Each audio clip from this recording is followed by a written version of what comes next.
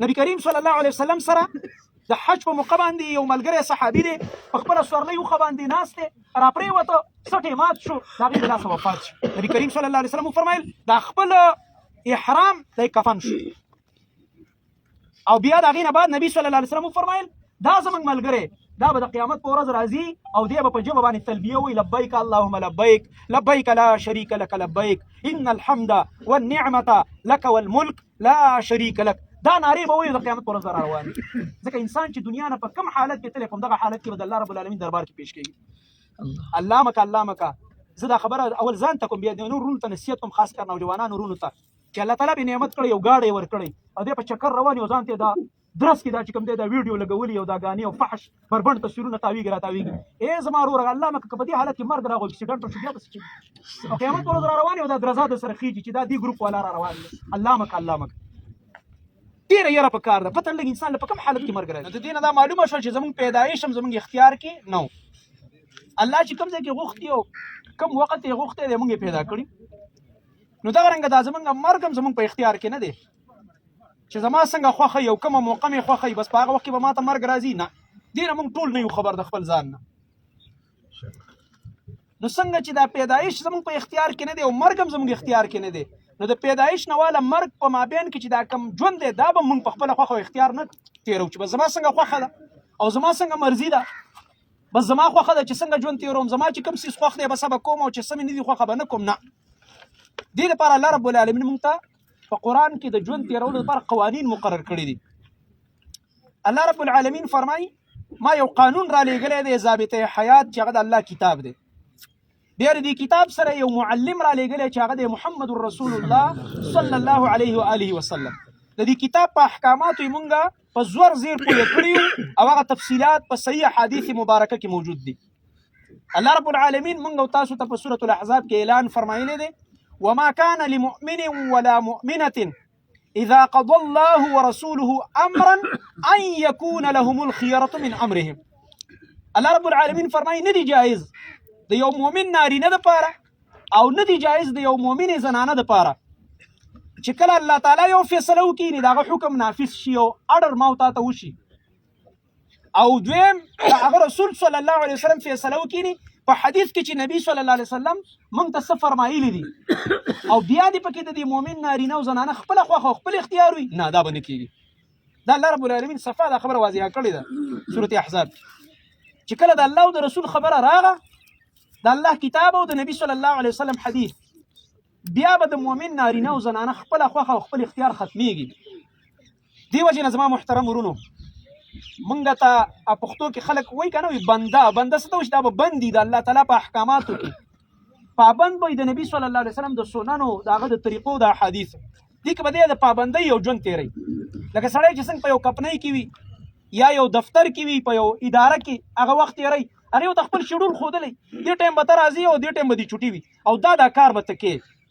نو که په تا ښه لګي کار او که په تا بد لګي خو کې به نو یو انسان سره دې معاهده کړې ده خو بس ته د هغې پابند دي خیال یې ساتي پوره د ټایم هم خیال ساتي هلکه د کمپنۍ نه مې ونه باسي یا د ډیوټۍ نه مې چې کوم دی ختم نه کړي. د انسانانو سره کړی شوې معاهدې موږ د هغې دومره خیال ساتو ځکه چې 2-3 ورځې رزق هم پکې دی دا 2-3 ورځې ژوند دی د دې دپاره یو اسره ده زمونږ. نو د رب العالمین سره چې کوم زمونږ معاهده ده او موږ دا منلې ده چې زموږ رب دی موږ دا ویلي دي چې رضیت بالله ربا وبالاسلام دینا وبمحمد صلی الله علیه وسلم نبیا. زه په دې راضي یم چې الله مې رب دی او محمد مصطفی صلی الله علیه وسلم مې رسول دی او اسلام زما دین دی. دا موږ تاسو ټولو دا اقرار کړی دی او دا 3 خبرې دا د دین اصول دي رب پیژندله دین پیژندله او خپل خوږ نبی محمد رسول الله صلی الله علیه وسلم پیژندل. او په دې قبر کې چې موږ څنګه کېږدي زموږ خوږ نبی صلی الله علیه وسلم فرمایي هم د دې 3 خبرو تپوس کېږي ځکه دا اصول دي د دین اسلام دا 3 خبرې رب پیژندل دین پیژندل رسول پیژندل. د الله رب العالمین پیژندل څه دي د هغه توحید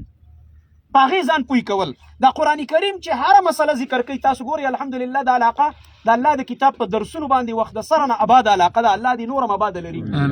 دلته نارینه او زنانه الحمدلله د الله په کتاب پوهېږي ماشاءالله. تاسو ګورئ دا قرآن چې کله یو موضوع شروع کړي یو حکم بیانوي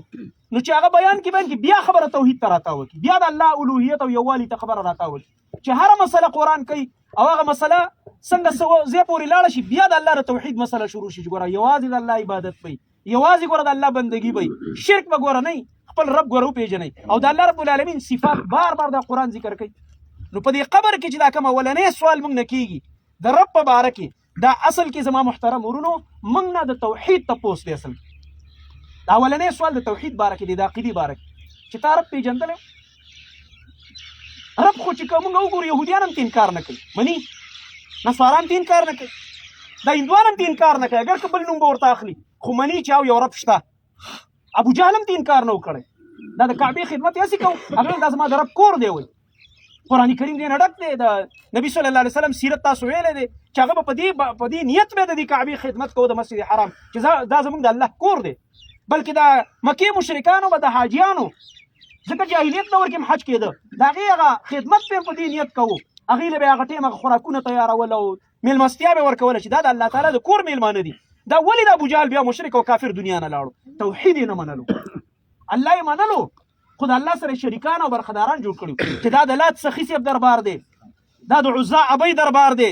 دا د منات بابا دربار دی، دا د هبل شهید دربار دی. دا دربارونه د مکې د مشرکانو هغه د خیر او د شر مالکان ګڼل، دغه دربارونو او مزارونو ته بتله او د یو الله عبادت خالص نه کولو، اگر چې الله یې منلو. دا مشرک ویم دی ته چې الله مني، د الله نه منکر نه، چې الله نه مني هغه بل نوم هغه دهري وي یا کمیونست یا ملحد وي. چېرته الله رب العالمین مني یو انسان خو د الله سره شریکان جوړ کړي، د الله صفات مخلوق له ورکړي، یو قبر له یو ژوندي یا یو مړ ولي او بزرګ له ورکړي، په دې باندې د انسان مشرک شي. زما محترم ورونو د الله توحید په صحیح طریقه باندې منل، کم چې توحید د الوهیت دی چې عبادت او بندګي به یوازې د الله تعالی وي، کم چې توحید د ربوبیت دی چې د کائناتو خالق، د کائناتو دا نظام چلونکې، دا شپه ورځ چې راولي، دا بارانونه او موسمونه بدلی را بدلی او دا اوبه روانې کړي دي او دغه رنګ دا فصلونه زرغونی، دا یو رب العالمین دی. او دغه رنګ توحید د اسماء او صفاتو چې الله رب العالمین په قرآن کریم کې د ځان دپاره کوم نومونه او صفتونه ثابت کړي دي، موږ به ورله ثابتو. او په احادیثو کې زموږ خوږ نبي صلی الله علیه وسلم د الله سبحانه وتعالی دپاره کوم صفات او نومونه ثابت کړي دي، موږ به ورله ثابتو. او چې کوم الله تعالی د ځان نه نفي کړي دي، الله رب العالمین چې د ځان نه کوم صفات نفي کړي چې الله کې عجز نشته، الله سره شریکان نشته دی، الله سره څوک برابر نشته، نه بره خاندان شته، نه ښکته خاندان شته، نه سره څوک برابر شته، لم یلد ولم یولد ولم یکن له کفوا احد، لا تأخذه سنة ولا نوم. په دغه الله باندې خوب پرکالي دا نه راځي، په دغه الله غفلت نه راځي، دغه الله ظلم نه کوي. دا چې الله رب العالمین د ځان نه نفي کوي، دا صفات به موږ د الله تعالی نه نفي کوو چې په قرآن کې ته نفي شوي او زموږ خوږ نبي صلی الله علیه وسلم ته نفي کوي. زما محترم ورونو دا د الله رب العالمین غ توحید په صحیح طریقه باندې پیژندل، دغه رنګ خپل دین پیژندل، دین اسلام. په دې دنیا کې هر ډله وایي چې زه په حق یم، څوک هم ځان ته دا نه وایي چې زه په باطل یم. تر چا سره کېنه بحث سره شروع کړه، هغه هم د خپل ځان د مطمئن کولو لپاره څه ناڅه خبرې ځان له کتلې وي، خو چې ته هغه ته اصل کې توجه نظر وکړي نو د ځان له خود ساخته څه خبرې جوړې کړي او په هغې ځان مطمئن کړی. او مؤمن ځان مطمئن کړی په آسماني وحي باندې چې د الله کتاب دی، او د دې کتاب سره چې کوم معلم زموږ خوږ نبی محمد رسول الله صلی الله علیه وسلم د هغه حدیث مبارکه مؤمن په دې وحي ځان مطمئن کړی، هسې ټالون باندې نه زانګي، خیالي ټالون باندې نه زانګي. لکه یهودو به دعوې د ځان دپاره د جنت کولې چې لن يدخل الجنة الا من كان هودا او نصارى، یهودو به ویل موږ به جنت ته ځو، نصارا به ویل موږ به ځو، ځان دپاره جنت خالص کوو. الله رب العالمین قرآن کریم کې په رد کې وایي تلک امانیهم، دا تشې ارزوګانې دي. پښتو کې ورته موږ وایي خیالي ټال باندې زانګي، خیالي اسونه زغلی لګیا دی. نو تشې ارزوګانې، تشې دعوې، تشو خبرو باندې کار نه کېږي، بلکې موږ به دې ته ګورو چې دا موږ ځان په څه مطمئن کړی دی. هغه د اطمینان سبب اصل څه دی؟ هغه څیز دی کوم چې زموږ خوږ نبي صلی الله علیه وسلم صحابه کرام رضی الله عنهم ته کوم منهج ښودلی، هغه منهج د کتاب او سنتو. زما محترم ورو په بل عبارت ورته قرآن او حدیث ووایه، د الله رب العالمین کتاب او د نبي صلی الله علیه وسلم حدیث. ځکه د دې کتاب د هر حکم تشریح چا کړی د هغه خوږ نبي محمد رسول الله صلی الله علیه وسلم هم په خپل قول سره کړی ده. دا چې حدیث کې راځي چې قال رسول الله صلی الله علیه وسلم، او مې په خپل فعل سره کړې ده چې دا صحابي مونږ ته وایي چې کان رسول الله صلی الله علیه وسلم يفعل كذا وكذا وكذا، و نبی علیه السلام چې دا کار یې کوو، داسې کول، لمونځ یې داسې وکړو، ذکر یې داسې وکړو، په سفر کې دا طریقه وه، په جهاد کې دا طریقه وه، فلاني ټایم کې په حج کې دا وکړه، په عمره کې دا طریقه وه. دا ټول تفصیلات چې په حدیث کې ګوري دا عمل دی، پریکټیکل دی، چې قرآن کریم کې کوم احکام دي نبی علیه السلام په هغې عمل کړی او صحابه کرام رضی الله عنهم ته د هغې وضاحت کړی. زما مقصد دا دی زما محترم ورونو چې انسان د دنیا نه هسې مونږ ټول روان یو چې دومره څه دلته د آخرت په اکاونټ کې سړی څه جمع کړي چې د رب العالمین مخې ته ورځي او د ده د نجات ذریعه وګرځي. زما محترم ورونو دا امر خاص مونږ ټولو لاره روان دی، مونږ ټولو دنیا نه روان یو، د دې نه خو خلاصېدل نشته دی. که هغه د دنیا غټ نه غټ بادشاه ولې نه دی، یو ځل وزیر دی دنیا نه، او اوسه پورې د دې مرګ نه د بچ کېدو فارموله ایجاد نه شوله. خلک وایي یاره ساینس ډېره ترقي وکړه او موږ هم وایو ترقي وکړه ده، جدید میډیکل ډېر مخکې لاړو او موږ هم وایو ډېر مخکې لاړو. انساني روبوټ یې تیار کړو، مشیني انسان، خو اوسه پورې د مرګ ګولۍ چا تیاره نه کړه چې دا وخوري نو تا نه به مرګ واپس شي. او په دې باندې دی دومره تاسو چېرته د دې د تحقیقات لږ وګورئ، دې باره کې تاسو ریسرچ وکئ چې دا په مغربي ملکونو کې او په دې امریکا کې په مختلفو طبي یونیورسټو کې دا میډیکل چې پکې پړاویږي، په دې باندې هغوی څومره ریسرچونه وکړه، په اربونو ډالر یې خرچ کړه چېرې د دې مرګ دپاره موږ څه ایجاد، مصنوعي اکسیجن خو ایجاد کړو، هم کار نه کوي. چې کله ستا خپل قدرتي ساه بنده شوه په مصنوعي اکسیجن باندې بیا کار نه کېږي، خبره ختمه شي. دې ځای کې دا ټول ساینس ټیکنالوژي دا هر څه فیل شي چې د رب العالمین فیصله د مرګ راشي. بیا ساینسونه مینسونه کار نه کوي، بیا ټیکنالوژي کار نه کوي. بیا یاد ساته دا د دې یو دلیل دی چې یو لوی رب دی دا نظام هغه چلی. دا روح داسې عجیب لطیف او باریک څیز دی چې په دې بدن کې دی. په زه دا یې ولاړ یم خبرې کوم، اخوا دې خوا ګورم، سترګې مې هم کار کوي، غوږونه او ژبه، مازغه مې هم کار کوي، دوراني خون د وینې نظام او د رګونو نظام، د پټو نظام، ټول د معدې نظام برابر دی کار کوي. او چې څنګه دا روح ووته نه تا ولیدو نه ما ولیدو، مغه انسان دی ستا مخې ته پروت دی او روح دې ووته او څوک پې پوه نه شو، بس را پرېوتو، خبره ختمه. اول د کور کسان اعلان کوي چې لکه شابه د جنازې پروګرام کوي، ځکه انسان دی دا بیا شرمېږي، بوی کوي، بیا عیب دی دا چې دا پاتې کوي په کور کې. هغه خپل بچي او هغه خپله ښځه او هغه خپل ورونه بیا په کور کې نه پرېږدي، ګاونډ خبر کړي او ټلیفونونه او خاندان خبر کړي، چله شابه زر زر کوئ د جنازې ترتیب جوړوئ. زما محترم ورونه دا د دې دلیل دی چې لوی رب دی چې د هغه په قدرتونو باندې دا روح دننه په دې بدن کې اچولی کېږي او د هغه په اډر باندې وښکلی کېږي. د اچولو او د وښکلو دواړه خبرې قرآن کریم ذکر کړي دي چې الله رب العالمین فرمایي روح په دې انسان کې اچولی یم او اخیستی کېږي زما په حکم باندې. او دا هغه راز دی د روح چې دا الله تعالی پیغمبرانو ته نه دی ښودلی. نور علمونه پیغمبرانو ته ورکړی شوي خو د روح په باره کې معلومات نه دي ورکړی شوي. دې وجې نه کله چې د مکې مشرکانو یهودو ته وویلې، ځکه د مکې مشرکانو ته به چې څه مسله راتله هغوی به د مدینې د یهودو نه تپوس ځکه کوو یاره دوی سره آسماني کتاب دی، مولیان شالته دي، دوی نه به تپوس وکړو. وایي یاره وایي زموږ په مکه کې یو سړی پیدا شوی محمد یې نوم دی صلی الله علیه وسلم، وایي زه پیغمبر یم، د نبوت دعوه کوي او سړی بالکل رښتونی دی، چېرته په ژوند کې دې موږ دروغ نه دي اورېدلي، نو دا خبره خو هم دروغ نشي کېدی. او امانتدار انسان دی، چېرته په ذره کې اوسه پورې د ذرې برابر پې خیانت نه دی ثابت شوی. اوس دې موږ په حیران کړي یو، زه پیغمبر شوم، الله راته وحي وکړه او زما ملګری شي او زما دا خبره ومنئ، دنیا او آخرت به هم دواړه ښایسته شي، که نه دنیا او آخرت به هم دواړه تباه شي که زما خلاف هم وکړي. هغه یهود ورته ویل موږ سره څه سوالات دي، دا تپوسونه چې تاسو وکئ په دې باندې د پیغمبر معلومات کېږي چې یاره د دې سوالاتو جوابات چې څوک کوي هغه نبي وي. نو خیره خو اوږده خبره ده او دا قبر هم تیارېدو والا دی. یو سوال یې ورته دا ښودلی چې ده نه د روح باره کې تپوس وکړي، خو د دې نورو سوالاتو جوابات به دله درکوي، خو که د روح جواب یې شروع کړو چې روح داسې یو څیز دی او داسې دی او داسې، پوه شئ دا پیغمبر نه دی، دا نبي نه دی. بیا چې دا ځان نه فلسفي جوړ کړي او فلسفي شروع کړي، د روح په باره کې بحثونه شروع کړي، لکه ډېرو فلسفیانو دې کې خبرې کړي خو هسې خیالي غونډارې غورځولې دي. او چې کله وي ده وویلې چې دا روح یاره د دې حقیقت باندې موږ نه پوهېږو، دا د الله تعالی د طرف نه دی، نو پوه شئ دا پیغمبر دی. او همدغه خبره قرآن کریم کې الله رب العالمین ذکر کړې ده چې زما نبي دا خلک تا نه سوال کوي په باره د روح کې، قل الروح من امر ربي وما اوتیتم من العلم الا قلیلا. ای زما نبی دې خلکو ته ووایه په جواب کې ورته وفرمایه چې دا روح دا زما د رب په امر راغلی، بس نور موږ ته علم نشته. وما اوتیتم من العلم الا قلیلا، تاسو له نه دی درکړی شوی د علم نه مګر ډېر لږ علم. د انسان دا علم دومره لږ دی چې د دې روح په دې راز باندې یو قسم نه پوهېږي. تر دې پورې دا علم الله رب العالمین پیغمبرانو له هم نه دی ورکړی.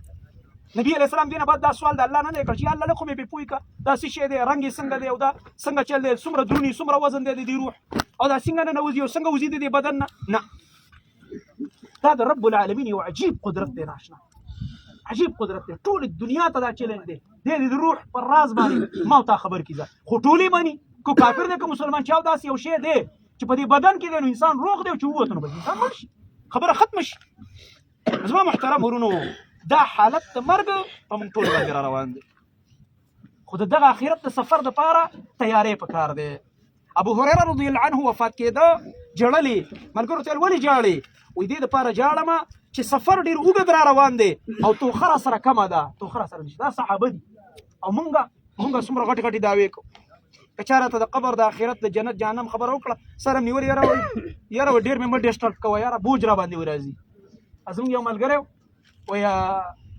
یو ګاک راله راغی دوکاندارو په پېښور کې وایي ګاک راله راغی ما ورسره داسې وایي کار مې مرله کوو هغه د آخرت باره کې مثلا لږې خبرې شروع کړې وایي ما ته چې یاره بور دې کړم یاره دا خبرې ما ته مه کوه ما ته چې که بور شي او که بور نه شي خو مریم او دغه ځای له به ورځې دا اوس څه خبره چې ته زه بور شوم او په مسغو دې راله بوج راوسته عجیبه خبره دا د بوج خبرې دي دا د تیارۍ خبرې دي دې ته هر څومره دا ذهن بند کړي او دا سترګې پټې کړي چې دا خبرې زه نه اورم ور مخامخ کېږو به ما ورته دوه لارې دي اما الى الجنه و اما الى النار یو لاره جنت ته تللی او بله جهنم ته تللی ده رب العالمین دې موږ د جنت مستحق وګرځوي موږ د هغې اهل وګرځوي رب العالمین دې موږ د جهنم د اور لاسه کې د لوګي نه دې الله موږ وساتي امین زما محترم ورونو دا داسې خبرې نه دي چې ګورو به ورسره او بس پرېږده مړه دا خبرې ما ته مه کوه بیا به ورسره ګورو نه ګورو به خبرې نه دي دې دپاره اوس نه عملا تیارې اول خپله عقیده د هغې اصلاح دغه رنګ د عمل د اخلاقو د خپل کردار اصلاح دا ډېره زیاته ضروري ده زما محترم ورونو دا حالت په موږ ټولو را روان او د انسان چې په کوم حال کې د دنیا نه لاړ شي او وفات پرې راشي په همغه حالت کې به د قیامت په ورځ باندې راپورته کېږي میدان محشر کې نبي کریم صلی الله علیه وسلم سره د حج په موقع باندې یو ملګری صحابي دی په خپله سورلۍ اوښه باندې ناست دی راپرېوته سټ یې مات شو د هغې د لاسه وفات شو نبي کریم صلی الله علیه وسلم وفرمیل دا خپل احرام دی کفن شو او بیا د هغې نه بعد نبي صلی الله علیه وسلم وفرمیل دا زموږ ملګری دا به د قیامت په ورځ راځي او دی به په ژبه باندې تلبیه وایي لبیک اللهم لبیک لبیک لا شریک لک لبیک ان الحمد والنعمة لك والملک لا شریک لک دا نارې به وایي د قیامت په ورځ را روان ځکه انسان چې دنیا نه په کوم حالت کې تللی په همدغه حالت کې به د الله رب العالمین دربار کې پیش کېږي الله مکه زه دا خبره اول ځان ته کوم بیا د نور رونو ته نصیحت کوم خاص کر نوجوانانو رونو ته چې الله تعالی پې نعمت کړی یو ګاډی یې ورکړی او دی په چکر روان یو ځان ته دا درس کې دا چې کوم دی دا ویډیو لګولي او دا ګانې او فحش بربنډ تصویرونه تاویږي راتاویږي زما وروره الله مکه که په دې حالت کې مرګ راغو اکسیډنټ وشو بیا به څه کېږي او قیامت په ورځ را روان یو دا درزا د سره خېږي چې دا دې ګروپ والا را روان دی الله مکه ډېره یره پکار ده پته لږ انسان له په کوم حالت کې مرګ راځي عمر فاروق رضی الله عنه به دعا کوله و یا الله شهادت غواړم او په مدینه کې غواړم اللهم ارزقني شهادة في سبيلك وجعلها في بلد رسولك یا الله مال شهادت راکا خدا شهادت را د خپل رسول په دې خار مدینه کې راکا صحابه حیرانېږي او د عمر رضی الله عنه لورم فرمایي وایي موږ به حیرانو دا بابا جان د شهادت دعا غواړي په مدینه کې غواړي مدینه کې خو هم نعمان دی اسلامي مرکز دلته تاسو څوک څه وایي چې شهادت غواړي خو لاړ شه روم او فارس کې جنګونه روان دي که نه محاذ ته لاړ شه والله رب العالمین نه چې په رښتیا او په صدقېدل غوښتی نو یوازې مدینه نه د نبي علیه السلام مسجد دی او د نبي علیه السلام په مصلا ولاړ دی او د سار جمع ورکوي او قرآن یې په خوله کې دی او ابو لولو ایراني مجوسي راغو او زهر یې پرې لړلي په خنجر او په دې عانه سپوغز کې ووهل او شهید شي په رښتیا یې د الله نه شهادت غوښتی ورته میلاو شي په مدینه کې د نبي علیه السلام په مصلا باندې او قیامت پر ورځ په دغه حال را روان قرآن کریم به لولي قرآن به ګواهي کوي چې زه د ده په خوله کې وبه زما تلاوت کوو او دا انسان په دغه حالت کې دنیا نه لاړ عثمان رضی الله عنه تلاوت ته ناست دی کومو بدبختو چې مسجد نبوي نه محاصره کړی او مسجد ته یې نه پرېښوده او روژه په خوله د الله د کتاب تلاوت یې کوو شهید یې کوو هغه وینې په قرآن پرېوته دا په دغه حالت کې را روان د الله مخې قرآن کریم به لولي د الله کتاب به د ګواهي کوي د عمر رضی الله عنه ګواهي به د مسجد نبوي دیوالونه او د هغې ځمکه وکړي او قرآن به یې وکړي د عثمان رضی الله عنه ګواهي به د هغه قرآن وکړي چې په یې خوله یې لوسته او په دې حالت کې دنیا نه لاړو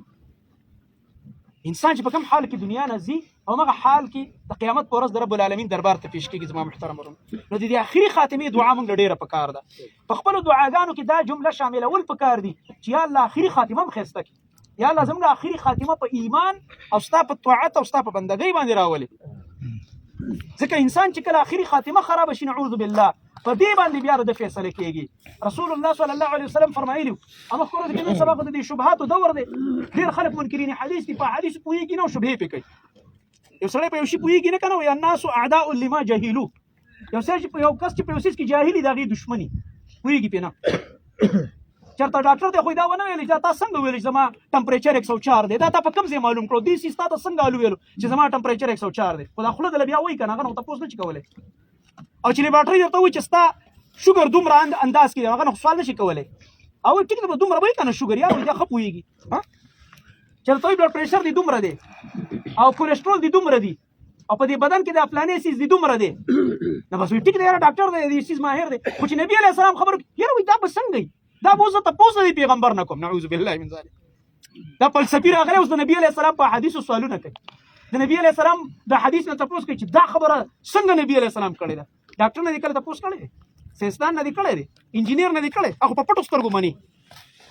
خو دا خبره نه مني. و دې قبر کې عذاب کم دی. د بعضې بدبخته لا دا وایي قبر کې عذاب کم دی. کلاو که که نه د کافر قبر کلاو که کم دی چې چاپې پې ولاړې دي، او د مؤمن قبر کلاو که کم دی چې پکې باغونه ښکاري.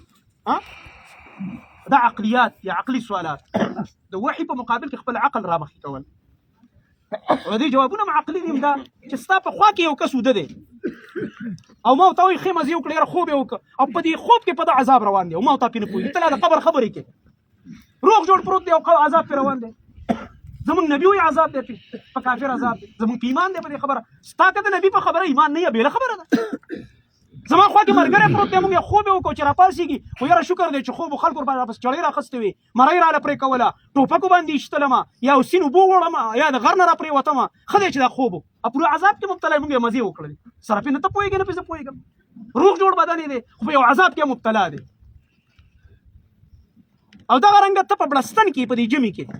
او دومره باندې دا وړوکی موبایل دې ملګري لاس کې دی که نه، دا خو دا چا سره نن سبا دا شریف چې دې لاس کې نیولی دی او دا میچونه پې ګورې او دا د یو دنیا او د بلې دنیا دا خبرې پې ګورې او کله ورته خاندې او کله ورته جاړې. نو انسان داسې یو څیز ایجاد په وړوکی غوندې تا یې پکې دومره منظرونه راوسته چې تا کله خندی او کله دې جړی. نو رب العالمین خو دې ته محتاج هم نه دی. په دې قبر کې الله تعالی دې مؤمن ته جنت نظارې نه شي ښودلی. د انسان ټکنالوژي مني، د انګریز طاقت مني چې او داسې وړوکی څیز خو یې جوړ کړو او په بړستن کې هم زه ګورم یم ناست دلته او خبرې د امریکې ګورم او د بار ملکونو. خو د رب العالمین دا قدرت نه مني نعوذ بالله چې تا ته نبي وایي چې او دې ځای کې د مؤمن ته د جنت نظارې ښودلی کېږي، ده ته خوشحالیانې ښودلی کېږي، ده ته هغه الله محسوس کوي. دا نه مني. د الله په طاقت خو د ایمان نشته دی، خو د انګریز په طاقت د ایمان شته، د انګریز په ټکنالوژۍ د ایمان شته. هره خبره به په عقل نه تلې. که نن نه 50 کاله مخکې د یو سپین ږیري بابا ته ویلي وې چې یاره 50 کاله بعد به داسې یو دور راځي موږ سره په جب کې دومره غوندې یو څیز او موږ به بیا د امریکې سره خبرې کوو، هغه به ما ته ګوري او زه به هغه ته ګورم. دا خوله به یې دله ما ته کړی وی چې لکه داسې ګډې وډې وې. خو چې راغو نو اوس ته یې هم ګورې او زه یې هم ګورم، ته یې هم منې او زه یې هم منم. د هغه په هغه 50 کاله مخکې انکار معنا دا و چې دا څیز نشته، هغه موجود. که ته 100 ځل د قبر د عذاب او نعمت نه انکار وکړې دا شته. کوه ته انکار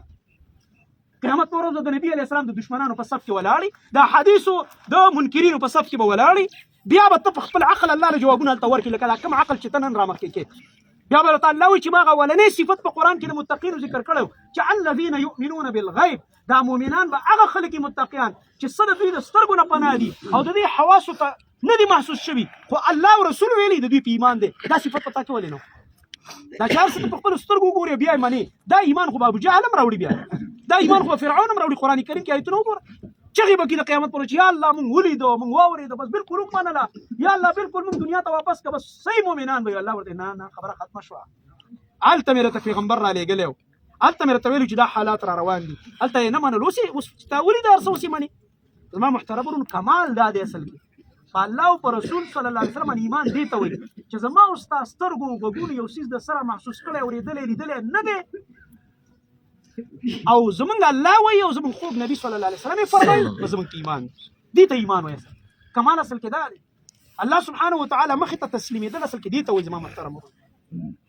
نو ما راته دا خبره کوله، قبر هم تیار دی. اخري خبره چې بعضې خلک هغه یاره وایي دې حدیث کې ما ته اشکال دی او ملګري ما ته مخکې ورځ کې ویل وټسپ باندې سوال یې راولېږلو چې دا نبی علیه السلام فرمایلي دي چې انسان ټول عمر نیک کارونه کوي جنت ته یو لیش نږدې شي او یو دم په د باندې فیصله راشي او جهنم ته لاړ شي او ټول عمر ګناهونه کوي جهنم ته ولې نږدې شي یو دم فیصله وشي جنت ته لاړ شي ما دا خو دغه خبره نه دا خو ډیره واضحه خبره ده خو تا ما هم په دې ژوند کې ډیر لیدلي داسې خلک تاسو هم لیدلي یو کس وي بدبخته مجرم شرک بدعات او غلط کارونه کوي اخر کې توبه الله ته وباسي دا هر کار جرم دومره وي چې جهنم پر غاړه ولاړ یو لې شورته نږدې شوی ټیک ده که په دې وخت کې مرګ راغوسي د جهنم ته بس اخر کې توبه وباسي موږ تاسو ټول په خپل علاقو کې ګورو بد سړی غلط سړی ټول عمر ګناونه کړي اخر کې الله ته توبه وباسي په اول صف کې منځونه کوي تلاوت کوي توبه الله ته جړاګاني او بس هغه جرمونه پرېږدي عقیده د توحید وي د سنتو په تابعداري کې تمرګ راشي او جنت ته لاړ شي او داسې خلک هم شته الله دې موږ او تاسو ټول حفاظت وکړي چې ټول عمر باندې نیک سړی ښه سړی وي یو دم چې ګوره اخر کې ګډوډ یعنې د دغه ښایسته عقیده او نیک اعمال ټول د جنت والا د جنت ته یو لیش نږدې شوی په غاړه ولاړو که په هغه اعمالو کې ورله مرګ راغلی وي خو یو دم الله دې د حالت په نه راولي یو دم ګډوډ شي ګمراه شي بېدینه شي ملحد شي نعوذ بالله والله موږ په دې وخت کې وکته د خپل ځان دپاره د هدایت دعا پکار ده داسې کسان چې هغه نعوذ بالله د الله د ذات نه منکر شو بالکل والعیاذ بالله په دې یونیورسټو کې په دې بعضې تعلیمي ادارو کې بعضې نوجوانان چې هغه خوش قسمته چې خو بیا هم له موږ سره رابطه وکړي یاره جینې سوال راباندې چا کړی یونیورسټۍ کې داسې یو خبره مې واورېده نو زه الحمدلله خبره چې ورسره وشي بس بیا وایي ذهن مې کلیر شو پوه شو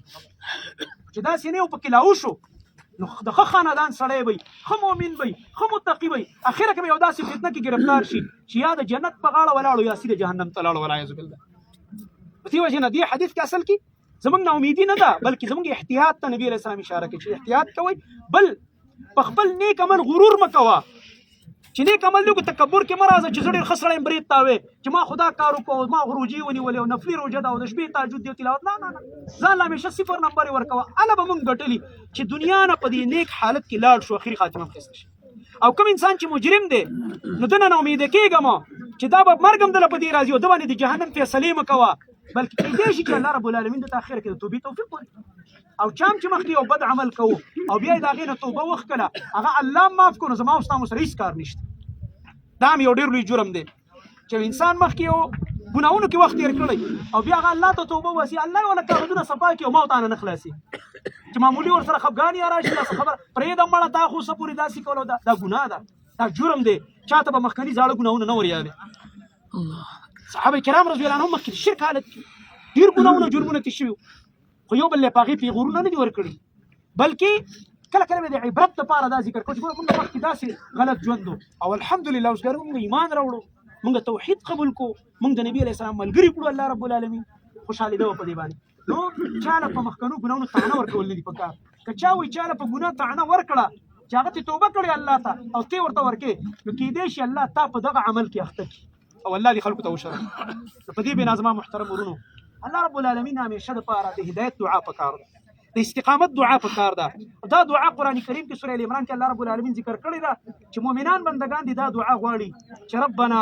لا تزغ قلوبنا بعد اذ هديتنا وهب لنا من لدنك رحمه انك انت الوهاب ای زموږ ربه زموږ زړونه مه کږوه قصد هغې نه چې تا موږ ته هدایت کړی دی په توحید دې پویه کړي د نبي علیه السلام په احادیثو په سنتو دې پویه کړي په خپل دین دې پویه کړي یا الله دې منهج نه مو وانړی یا الله زړونه مه کږوه د دې الله ته ځان محتاج کول پکار دي په دې باره نبي کریم صلی الله علیه وسلم خپله دعا کوله اللهم یا مصرف القلوب صرف قلوبنا الى طاعتك یا مقلب القلوب ثبت قلبي على دينك ای د زړونو راړونکي ربه زړونه ستا اختیار کې دي ربه زمونږ دا زړونه ستا په دین کلک کا ستا طاعت طرف ته واړوه یا الله موږ ستا په دین باندې مضبوط کړه دا دعاګانې موږ تاسو له پکار دي ما محترم او زمونږ آخري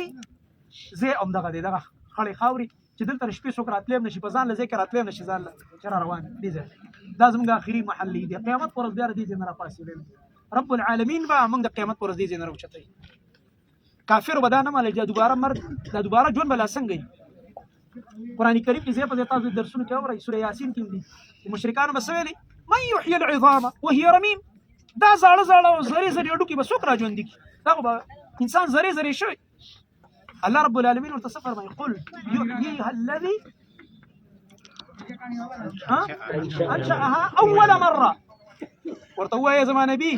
دا به هغه ذات راژوندي کړي دا زرې زرې چې هغه کوم ذات ورله اول پیدایش ورکړه اول دا انسان چا پیدا کړه دا اول د وجود چا جوړ کړ هغه ذات په دا یو ذره را واخلي راجمه به کې به خپل مخې ته ودرېږي. اوس ډېر خلک دا نه ماني، مکې مشرکان هم دا نه منل چېرې دا دوباره خبرې چې دا وایي دوباره ژوند دی او دوباره ژوند دی او قیامت دی، دا خبرې هغوی نه منلې. د دې مثال داسې دی لکه د مور په خېټه کې یو ماشوم دی او تا هغې ته ووایي چې ګوره یو څو میاشتې بعد به داسې یو دنیا ته ځې، یو لوی اسمان دی او دا غټه ځمکه ده، په هغې کې به سفر وي، په هغې کې سیندونه دي، دریابونه دي، غرونه دي، موسمونه پکې بدلېږي را بدلېږي. د هغه په سمج کې نه راځي، د هغه ماشوم په سمج کې نه راځي، هغه د دنیا لیدلې نه ده، خو دا هغه په دې سمج کې نه راتلل یا د هغه دا خبره نه منل. آیا د دې معنا دا ده چې دنیا نشته کې؟ شته دی، یو څو میاشتې بعد ورته تشکیل هم وشي راشي دې دنیا ته بیا، خو که په هغه وخت کې ورته ویلې سمج کې نه راتله. اوس که ستا په سمج کې دا خبره راځي او که نه راځي،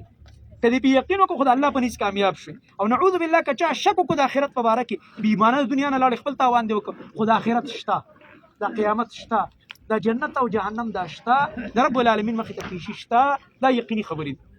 علي رضی الله عنه به فرمایل وایي زما داسې یقین دی په جنت او جهنم باندې، که څوک زما مخې ته جنت پیش کی وس چې دغه د جنت ورته وګوره او جهنم را تراوړي او مخې ته راته پیش کی دغه د جهنم ورته وګوره، با زما په دې یقین او ایمان کې څه فرق را نشي. زما په داسې یقین دی لکه اوس چې ورته په خپلو سترګو ګورم